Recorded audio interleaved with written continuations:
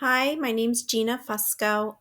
Welcome to the Frontline Absence Management System training. I just wanted to take you through the site a little bit and explain to you some of the protocols that we're going to have in place for the substitute service. The first thing you're going to see when you log in for the first time is a user license agreement. You can just scroll through that and read it and click accept. And then sometimes you'll see a notification window pop up. This could be a message from the district or from the absence management system directly. This one is that talks about maintenance. The system won't be available on Saturday from 6 to 10 a.m. So you won't be able to log into the system during that time. You can just dismiss the message once you've read it. Now, this is the main page that you're going to land on. At the way top, you're going to see your name. This is sample substitute, available jobs, notifications if you have any, questions. If you click on that, it just gives you my direct contact information if you have any questions about the system. And then you can log out up here when you're done using it. Whenever you get into a page and you just want to get back to your original home page, you just click on the home tab right here, and that will bring you right back to this page. So the first thing at the top you'll see is a calendar. The green squares are available jobs. And then if you have any scheduled jobs, they will be blue. So you can see that there are available jobs on these days. And down here, it shows you the details about these jobs. So currently, these are the available jobs. And if you scroll through, you can see which jobs are available, the time frame, if they're a half day or a full day. What? And then you can click accept or reject. If you reject it, it just won't show up anymore in your list. You don't have to reject it. You can just leave it there if you would like. The other thing you might notice is Seth Reynolds right here. He is in 2 buildings, so there's a little bit more information. So you would have to click see details about that.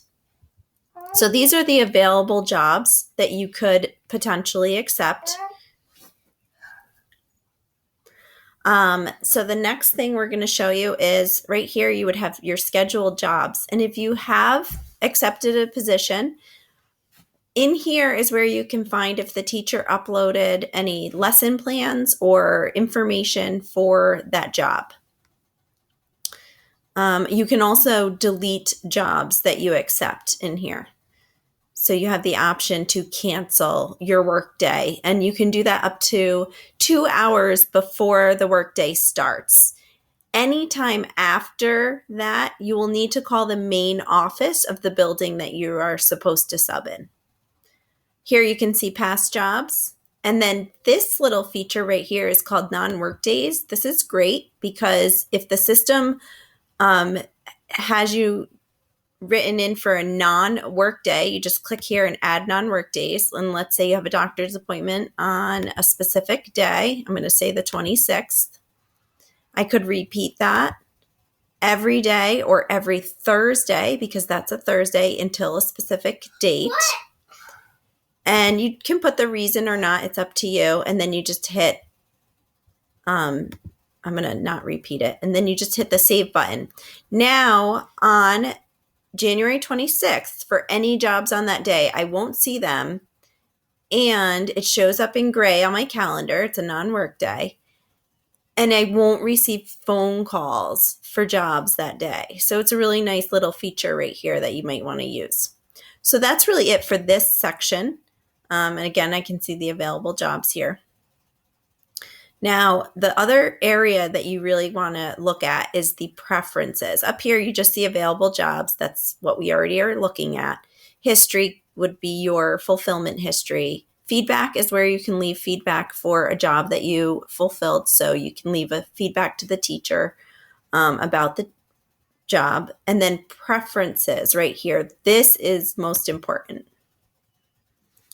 So here are your preferences. The first thing I'd love for you to do, if you have an email address on the personal info section, you would add your email address. So just click edit right here.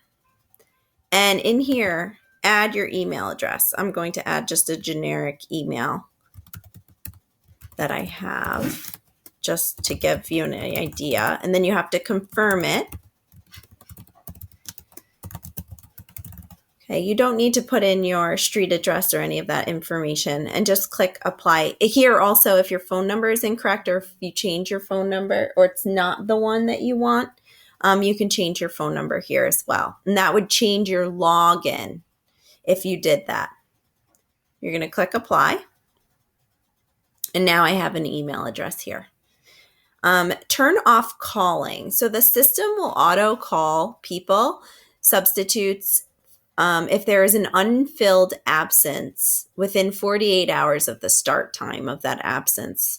So if a teacher puts in an absence at nighttime for the next day, it will start calling randomly the substitutes that are available. So if you've had a non-work day, or if you are already subbing, it won't call you. It will only call available subs.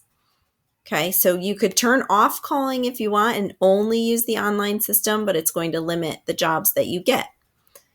Here you can change the PIN. So you were assigned a generic PIN to log in. If you want to change it to something more familiar, you would put your old PIN number here and then enter the new PIN twice. So my old PIN number is 0407. And here I would enter the new PIN number 2 times. And it has to be 4 or 5 digits. So 5689, 5689, and save changes. So now I have a new PIN number, which means my login has changed. I'm going to say no, I do not want to update. Here in the schools section, remember in the available jobs, we saw all of the school buildings. You can select which buildings you want to see. So the first button here says show me assignments at the school selected below. So you can say, I only want to see jobs at Rensselaer Park and Turnpike. Again, this will limit the jobs that are available to you, but if you only sub in those buildings, then it's probably smart to see just those buildings. Then you're going to click save, and now the available jobs will go down to the jobs that are in only those buildings. Call times. So this call times for the district. It says limiting your availability to accept calls will be considered a declaration of not accepting work. Okay, so if you click acknowledge, that's okay. So here are the call times for the district that we've set up. They will call for unfilled jobs at 5:30 to 8:30 a.m. and 5 p.m. to 10 p.m. What you can do is you can actually edit the times that the district can call you. Now you can say, please don't call me, which again would limit the jobs that you receive. Call me during the district call times, or call me between a certain time. So please only call me between, say, 6:30 a.m. and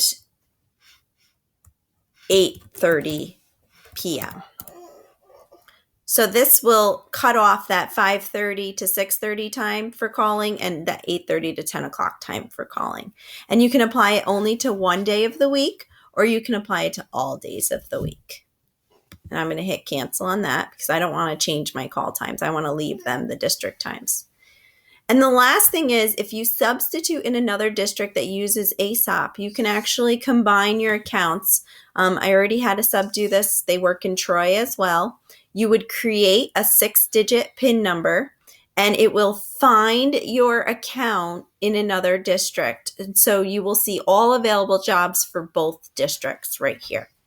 So that's the last thing that you would do. If you use this system in another district, you can combine your accounts so that you can see and manage all available jobs. So that's a really nice feature as well. And I think that's it. The last thing I will show you is the help area. This is really great. It's very simple and straightforward. If you click on it, it brings you to a new page. And here's the Learning Center. And honestly, the best thing for you to do is to just click the Getting Started.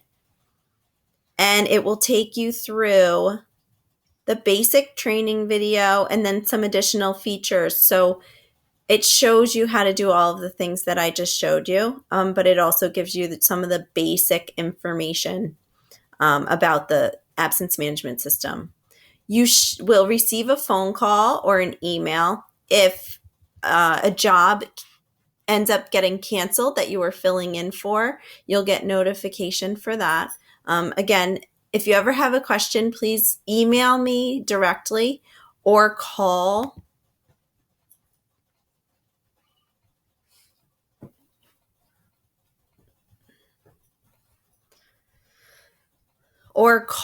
the number that's listed, and you can leave a message for me, and I can call you back. So good luck, enjoy, and let me know if you have any questions. Thank you.